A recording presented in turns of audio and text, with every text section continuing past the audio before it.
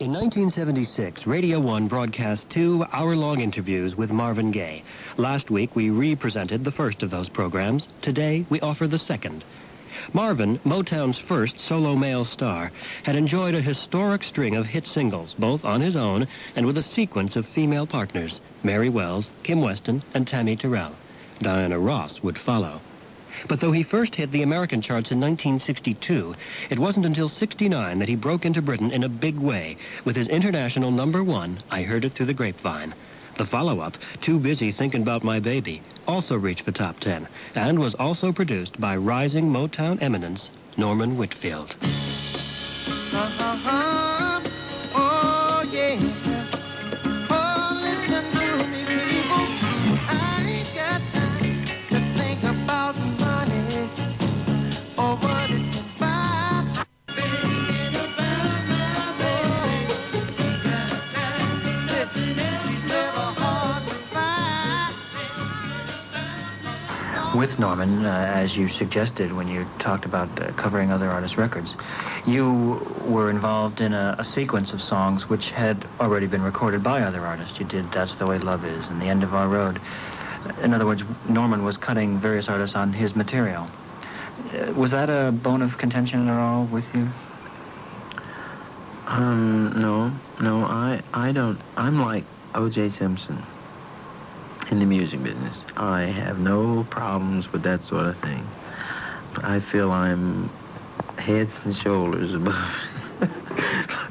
I just do, I just feel that way. I mean, as far as that goes, I know what I have and what I am and what I can do if I want to do it, and I can be what I want to be. I have that kind of gift. God gave it to me. Nobody can take it away from me.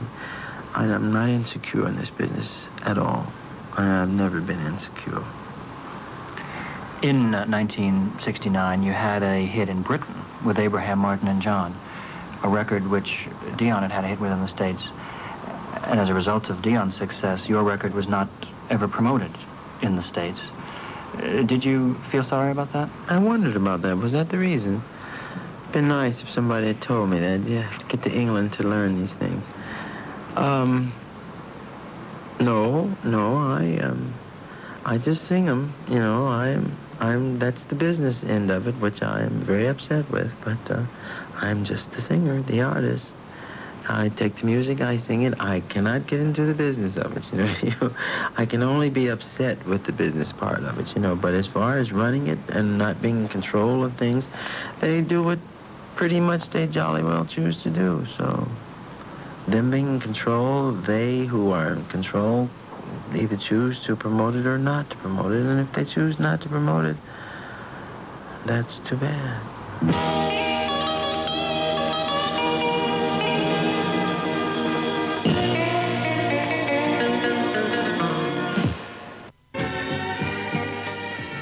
Something must have happened in your mind between the release of that record in '69 and '71, 2 years later, when you released What's Going On, the major album and single of the same name. Had Abraham Martin and John set your mind onto social themes, or did you finally now have either the self-confidence or the power within the company to deliver your own album? That's the first time I ever thought about the two songs being rather close together. The album project, that is, and the song Abraham Martin and John. And I do think you're right about that. I don't know. Maybe, perhaps, because I do know that while I was recording it, it was late at night, and there was nobody in the studio but Whitfield and myself and the engineer. And I remember the lights were very strangely lit that night. And I felt very, very sincere when I recorded that song, Abraham Martin and John. And it may have very well started me thinking about social problems and the world situations and situations that confront all of us socially. It may have been responsible for the What's Going On album. You could be right. Before the release of What's Going On, did you in fact get instructions to prepare material for Sammy Davis Jr.? Where do you get this information? I often wonder if Sammy knew that I wrote him an album. It's still in my trunk. It's a beautiful album. They're all original songs. And there's some of the songs I told you that I was capable of writing. And I had a great deal of respect for Sammy at the time. And when Sammy was supposed to sign with Motown, I went to Barry and I asked Barry if I might write an album for Sammy Davis. And I wrote a song called, what was the title?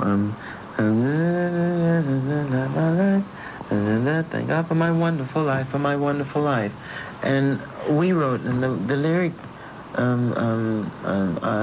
if I could think of the lyrics, I would do it for you now, and I think you would find it really is Sammy, and I can think of the lyric if I had a little time. It's been years now, and it's still in my suitcase, and it's a beautiful song. Oh, when I think of my wonderful life, I thank God for my wonderful life. So after 2 years in which you hadn't had anything really going because you're doing other things, you came out with What's Going On. How long was that in the creative process? A couple months. I don't know. I'm sure about a couple of months, but time, I wasn't thinking about time. However long it took. And I was just relaxing, and I was incensed. And I was incensed, so I wrote and I produced. Incensed by what? The war. My brother was in the war at the time. And the world problems and conditions. But I wanted to write an album that could be translated into any language and it would still hold its meaning and not be particularly an ethnic statement, you know, that other nations or people couldn't get into and that sort of thing. Well, it took a little time to think about that philosophically, you know, because I was much more incensed and I wanted to write stinging things and do music that would really make people say, wow, he's after us, and maybe incense them also. But something wouldn't let me do that. It was a very divine project, and God guided me all the way. I don't remember a great deal about it. I can't. I was sort of in a sphere or a dimension or enwrapped in something, and I don't have a great deal of recollection about the project.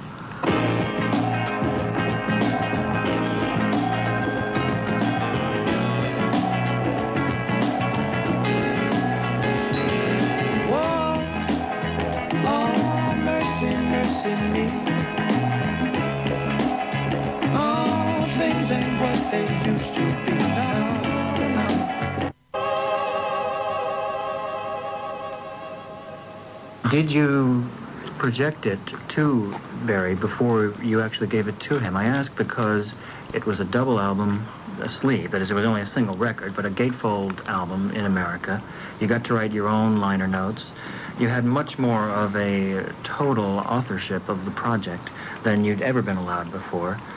What made the company see that this was the time for you to be able to make your statements? Well, even at the point when it was released, there was not the total confidence in it that most record companies have when they release a project on an artist, because it was slightly different. I use that for sake of being called facetious, and I think that innovative, and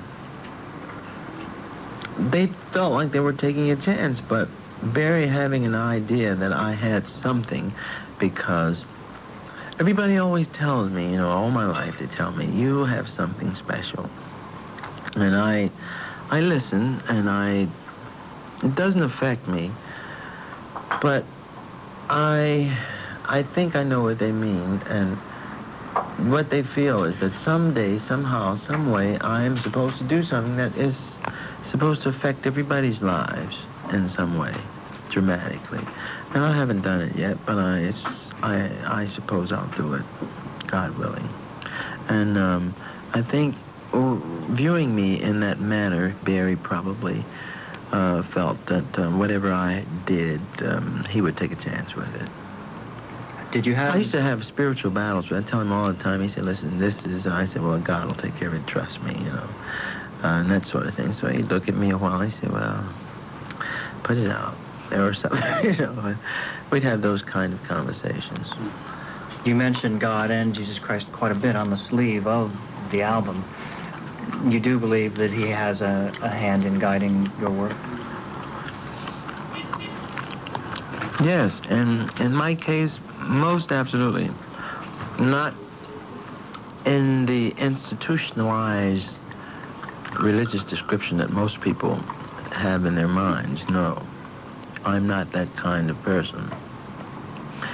Institutionalized religion is good for the masses, but I have a special God who looks over me, who is the same God that the people worship institutionally. But I feel I have a special link. Anyone can have a special link if they will assert themselves. And you had the courage to do it? Myself, yes. Were you thinking of your own children at all when you wrote Save the Children? No, I didn't have any. I had my son Marvin. I didn't have him, of course, Jan did. And I was thinking of children. Period. I have great affection for children. I love children. Children are tremendous.